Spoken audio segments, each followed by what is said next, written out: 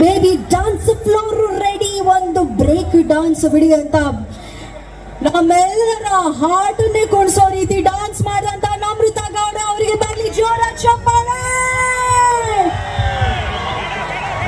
ನಮ್ರತಾ ಅವರೇ, ಮೊದಲನೇದಾಗಿ ಬಹುಶಃ 100 ದಿನಗಳ ನಂತರ ಇಷ್ಟೊಂದು ಜನರನ್ನ ಒಂದೇ ವೇದಿಕೆಯಲ್ಲಿ ನೋಡ್ತಾ ಇರೋದು ಅಟ್ ಅ ಟೈಮ್ ಅನ್ಸುತ್ತೆ ಅಲ್ವಾ? ಹೇಗೆ ಅನ್ನಿಸ್ತಾ ಇದೆ ನಮ್ರತಾ? ಏನ್ ಹೇಳಕ್ ಇಷ್ಟಪಡ್ತೆ? ಫಸ್ಟ್ ಉಸಿರು ಒಂದೆರಡು ಸಲ ದೀರ್ಘ ಉಸಿರಾಟ ಮಾಡಿ, ಪಾಪ ಫುಲ್ ಡಾನ್ಸ್ ಮಾಡಿ ನಿಮ್ಮನ್ನೆಲ್ಲ ನೋಡಿ ಖುಷಿಯಾಗಿ ಉಸಿರು ತಗೋತಾ ಇದ್ದಾರೆ. ಓಕೆ, ಅವಿಗುಡ್. ಎಸ್, ನಮ್ರತಾ ಅವ್ರ ಮಾತು ಕೇಳೋಣ. ಪಾಂಡವಪುರಕ್ಕೆ ಇವತ್ತು ಬಂದಿದ್ದಾರೆ, ಇಷ್ಟು ಜನರ ಒಟ್ಟಿಗೆ ನೋಡ್ತಾ ಇರೋದು ಬಿಗ್ ಬಾಸ್ ಮನೆಯಿಂದ ಹೊರಗಡೆ ಬಂದ್ಮೇಲೆ. ಹೇಳಿ. ನಮಸ್ಕಾರ ಪಾಂಡವಪುರ.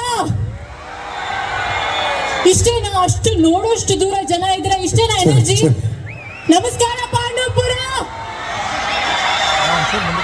ಅದು ಪಾಂಡವಪುರ ಅಂದ್ರೆ. ಸೊ ಇದು ನನ್ನ ಫಸ್ಟ್ ಪಬ್ಲಿಕ್ ಅಪಿಯರೆನ್ಸ್. ಅಂದ್ರೆ ಇಷ್ಟು ಜನನ ನೋಡಿ ಎಷ್ಟು ತಿಂಗಳುಗಳಾಯ್ತು. ಹಾಯ್,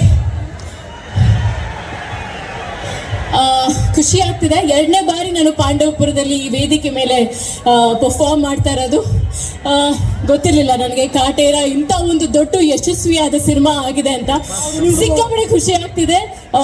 ಇಡೀ ತಂಡಕ್ಕೆ, ಡಿ ಬಾಸ್ ಸರ್ಗೆ ಹಾಗೆ ಇಡೀ ಕಾಟೇರ ಸಿನಿಮಾದ ತಂಡಕ್ಕೆ ಮೊದಲನೇದಾಗಿ ಹಾರ್ದಿಕ ಶುಭಾಶಯಗಳು, ಕಂಗ್ರ್ಯಾಚುಲೇಷನ್ಸ್. ಹಾಗೆ ನನ್ನ ಇಲ್ಲಿ ಕರೆಸ್ಕೊಂಡು ಇಲ್ಲಿ ಇಷ್ಟು ಜನದ ನಡುವೆ ಪರ್ಫಾರ್ಮ್ ಮಾಡೋದಕ್ಕೆ ಒಂದು ಅವಕಾಶ ಕೊಟ್ಟಂತ ಪುಟ್ಟಣ್ಣಯ್ಯ ಸರ್ಗೆ ಹಾಗೆ ಎಲ್ಲರಿಗೂ, ನಿಮ್ಮೆಲ್ಲರಿಗೂ ಧನ್ಯವಾದಗಳು. Thank you guys. Thank you. Namrata ಅವರು ಮನೆಯಿಂದ ಹೊರಗಡೆ ಬಂದು ಬರೀ 2-3 ದಿನ ಆಗಿದೆ. ಕಾಟೇರ ಸಿನಿಮಾ ಯಾವಾಗ ನೋಡ್ತಾ ಇದ್ದೀರಾ? ನಾಳೆ ಫಿನಾಲೆ ಇದೆ. ಫಿನಾಲೆ ಮುಗ್ದಿದ ತಕ್ಷಣ ನಾವೆಲ್ಲರೂ ಟೀಮ್ ಹೋಗೋಣ ಅಂತ ಅನ್ಕೊಂಡಿದ್ದೀವಿ. Okay, thank you so much. ಈ ವೇದಿಕೆಗೆ ಬಂದು ಡಾನ್ಸ್ ಮಾಡಿ ಡಿ ಬಾಸ್ ಸೆಲೆಬ್ರಿಟೀಸ್ ನ ಈ ವೇದಿಕೆಯಲ್ಲಿ ನೋಡಿ ನೀವು ಖುಷಿಯಾಗಿ ಮನೆ ಹೋಗ್ತಿದ್ದೀರಾ ಅಂತ ಅನ್ಕೋತೀನಿ. Thank you once. Yes, thank you guys, bye.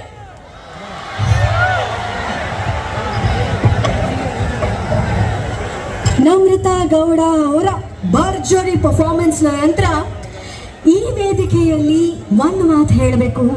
D boss ಅಭಿಮಾನಿಗಳೆಲ್ಲ ಒಂದು ಬಹಳ ಹೆಮ್ಮೆಯಿಂದ ಹೇಳ್ಕೊಡ್ಬೇಕಾಗಿರುವಂಥದ್ದು ಏನು ಅಂದರೆ, ಸಿನಿಮಾ ಬರೀ ಮನೋರಂಜನೆ